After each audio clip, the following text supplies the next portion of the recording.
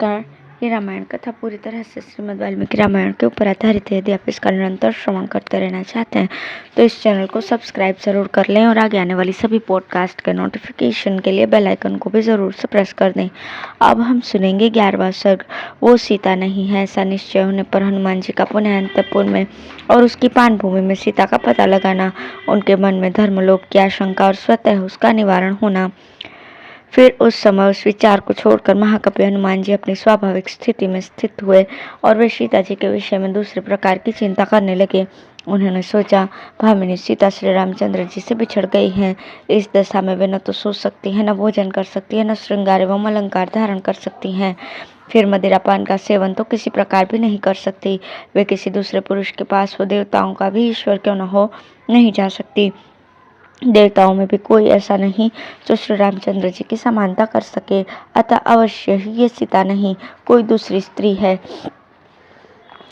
ऐसा निश्चय करके वे कपिश्रेष्ठ सीता जी के दर्शन के लिए उत्सुक होकर पुनः वहां की मधुशाला में विचरने लगे। वहां कोई स्त्रियां क्रीड़ा करने से थकी हुई थी और तो कोई गीत गाने से, दूसरी नृत्य करके थक गई थी और कितनी ही स्त्रियां अधिक मद्यपान करके चेतसी हो रही थीं। बहुत सी स्त्रियां ढोल, मृदंग और चीलिका नामक वाद्यों पर अपने अंगों को टेक कर सो गई थी तथा दूसरी महिलाएं अच्छे अच्छे बिछौनों पर सोई हुई थी। वानर युद्धपति हनुमान जी ने उस पानभूमि को ऐसी सहस्त्र रमणियों से संयुक्त देखा, जो भांति भांति के आभूषणों से विभूषित, रूप लावण्य की चर्चा करने वाली, गीत के समुचित अभिप्राय को अपनी वाणी द्वारा प्रकट करने वाली, देश और काल को समझने वाली, उचित बात बोलने वाली और रति क्रीड़ा में अधिक भाग लेने वाली थी। दूसरे स्थान पर भी उन्होंने ऐसी सहस्त्रों सुंदरी युवतियों को सोते देखा, जो आपस में रूप सौंदर्य की चर्चा करते हुए लेट रही थी। वानर युद्धपति पवन कुमार ने ऐसी बहुत सी स्त्रियों को देखा, जो देश काल को जानने वाली, उचित बात कहने वाली तथा रति क्रीड़ा के पश्चात गाढ़ निद्रा में सोई हुई थी।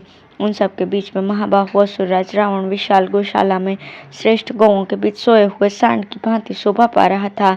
जैसे वन में हाथियों से घिरा हुआ कोई महान गजराज सो रहा हो, उसी प्रकार उस भवन में उन सुंदरियों से घिरा हुआ स्वयं असुरराज रावण सुशोभित हो रहा था। उस महाकाय राक्षस राज के भवन में कपिश्रेष्ठ हनुमान ने वो पानभूमि देखी, जो संपूर्ण मनोवांछित भोगों से संपन्न थी। उस मधुशाला में अलग अलग मृगों, भैंसों और सुअरों के मांस रखे गए थे, जिन्हें हनुमान जी ने देखा।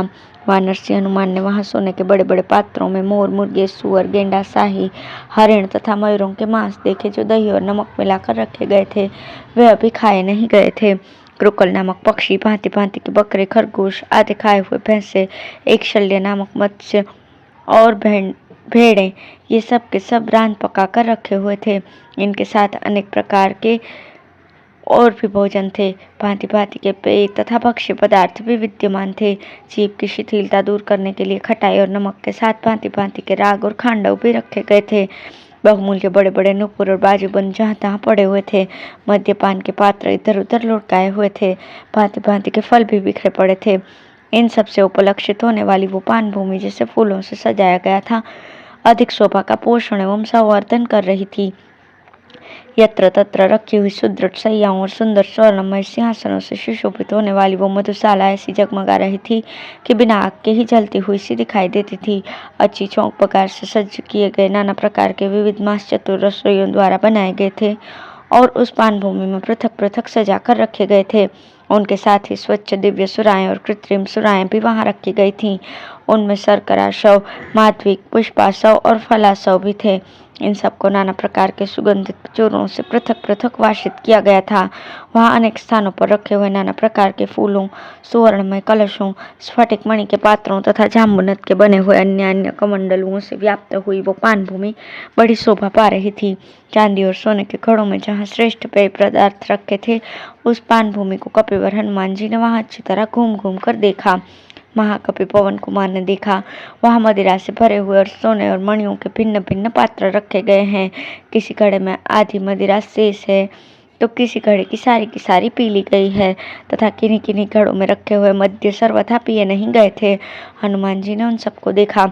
कहीं नाना प्रकार के भक्ष्य पदार्थ और कहीं पीने की वस्तुएं अलग अलग रखी गई थी और कहीं उनमें से आधी आधी सामग्री ही बची थी। उन सबको देखते हुए वहां सर्वत्र विचरने लगे। उस अंतःपुर में स्त्रियों की बहुत सी शैयाएं सुनी पड़ी थी और कितनी ही सुंदरियां एक ही स्थान पर एक दूसरे का आलिंगन किए सो रही थीं। निद्रा के बल से पराजित हुई कोई अबला दूसरी स्त्री का वस्त्र उतार कर उसे धारण किए उसके पास जा उसी का आलिंगन करके सो गई थी।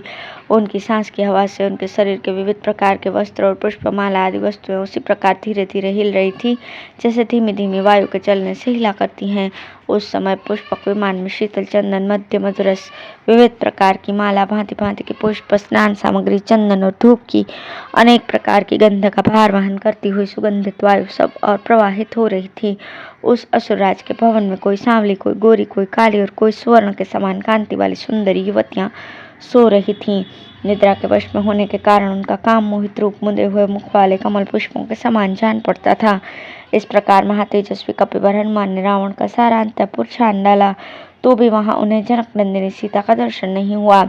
उन सोती हुई स्त्रियों को देखते देखते महाकपि हनुमान धर्म के भय से शंकित हो उठे और उनके हृदय में बड़ा भारी संदेह उपस्थित हो गया।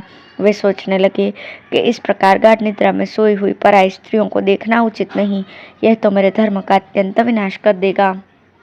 मेरी दृष्टि अब तक कभी पराई स्त्रियों पर नहीं पड़ी थी, यहीं आने पर मुझे पराई स्त्रियों का अपहरण करने वाले इस पापी रावण का भी दर्शन हुआ है।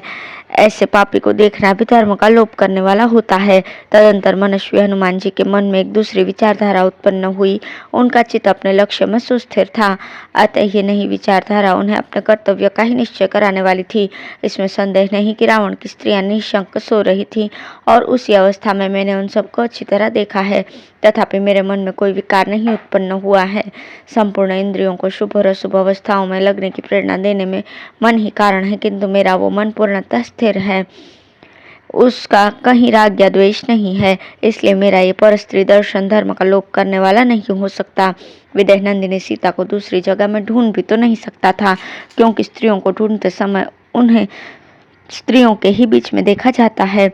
जिस जीव की जो जाति होती है उसी में उसे खोजा जाता है। खोई हुई युवती स्त्री को हरिणियों के बीच में नहीं ढूंढा जा सकता। अतः मैंने रावण के सारे अंतःपुर में शुद्ध हृदय से ही अन्वेषण किया है, किंतु यहाँ जानकी जी दिखाई नहीं देती हैं। अंतःपुर का निरीक्षण करते हुए पराक्रमी हनुमान ने देवताओं, गंधर्वों और नागों की कन्याओं को वहां देखा, किंतु जनक नंदिनी सीता को नहीं देखा। दूसरी सुंदरियों को देखते हुए वीर हनुमान ने जब वहां सीता को नहीं देखा, तब वे वहां से हटकर अन्यत्र जाने को उद्यत हुए। फिर तो श्रीमान पवन कुमार ने उस पान भूमि को छोड़कर अन्य सब स्थानों में उन्हें बड़े यत्न का आश्रय लेकर खोजना आरंभ किया। इस प्रकार श्री वाल्मीकि निर्मित रामायण आदि काव्य के सुंदर कांड में 11वां सर्ग पूर्ण हुआ। धन्यवाद।